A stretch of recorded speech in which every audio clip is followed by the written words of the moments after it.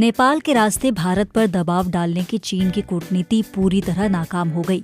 चीन ने LAC पर सैनिकों की संख्या बढ़ाने के साथ साथ नेपाल को उकसाकर भारत पर दबाव डालने की चाल चल रहा था।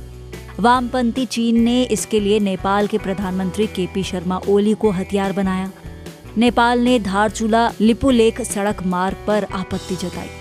इसके साथ ही KP शर्मा ओली ने चीन के बहकावे में आकर आनन फानन में नेपाल का एक नया नक्शा जारी कर दिया। इस नक्शे में काला पानी, लिपुलेख और लिम्पियाधुरा को अपना क्षेत्र बता दिया।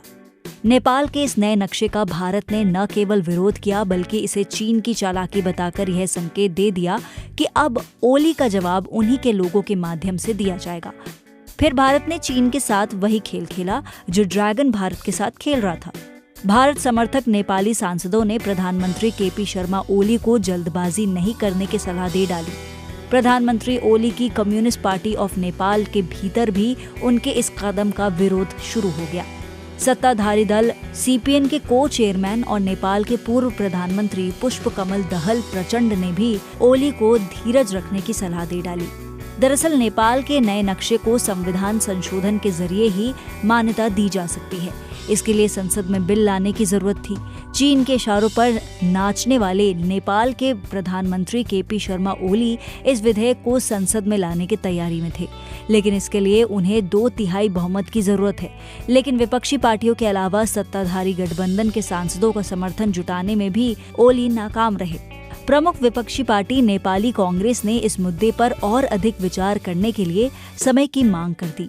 नेपाल कांग्रेस के अलावा तराई क्षेत्र की 2 बड़ी पार्टियों ने भी इसका विरोध कर दिया। तराई क्षेत्र की समाजवादी जनता पार्टी और राष्ट्रीय जनता पार्टी ने संविधान संशोधन से पहले कुछ कठोर शर्तें रख दी। तराई क्षेत्र में रहने वाले मधेशियों की नागरिकता से संबंधित मुद्दा उठाकर इन पार्टियों ने संविधान संशोधन का रास्ता बंद कर दिया। ध्यान रहे कि तराई क्षेत्र में भारतीय मूल के लोगों की संख्या काफी है, जिनके अधिकारों की रक्षा के लिए भारत सरकार ने पहले भी कठोरता दिखाई है। इसके कारण पहाड़ी इलाकों में भारत का विरोध भी हुआ। इस विरोध में भी चीन की अहम भूमिका मानी जा रही थी, लेकिन अंत में भारत से बेहतर संबंध बनाए रखने की मजबूरी ने नेपाल को चीन के साथ नजदीकी बढ़ाने से रोक दिया था।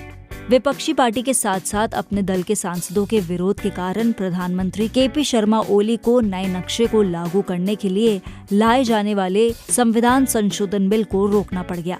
यह चीन के लिए बहुत बड़ा झटका है। चीन की चालबाजी की इस विफलता को भारत के लिए बड़ी कूटनीतिक जीत मानी जा रही है। चीन ने नेपाल के रास्ते भारत के ऊपर दबाव बनाने की कोशिश की, लेकिन भारत ने उसी के तरीके से जवाब दिया और सत्ताधारी दल के भीतर ही इस मुद्दे पर फूट पैदा हो गई। विपक्ष ने इस बिल को ऐसे समय में संसद में लाने से रोक दिया जब भारत और चीन के बीच सीमा विवाद गहराया हुआ है, और इस तरह चीन को नेपाल में भारत ने ऐसी पटकनी दी है जिसे वे भूल नहीं पाएंगे। अगर आपको हमारा वीडियो पसंद आया हो तो इसे लाइक करें, इस चैनल को सब्सक्राइब करें और हाँ, बेल आइकन भी दबाएं ताकि आप तक हमारे वीडियो की नोटिफिकेशन पहुंचते रहें। हमसे जुड़े रहने के लिए अपने सुझाव हमें कमेंट बॉक्स में देते रहें। हमें आपके सुझाव का इंतजार रहेगा। हमारे साथ जुड़ने के लिए धन्यवाद।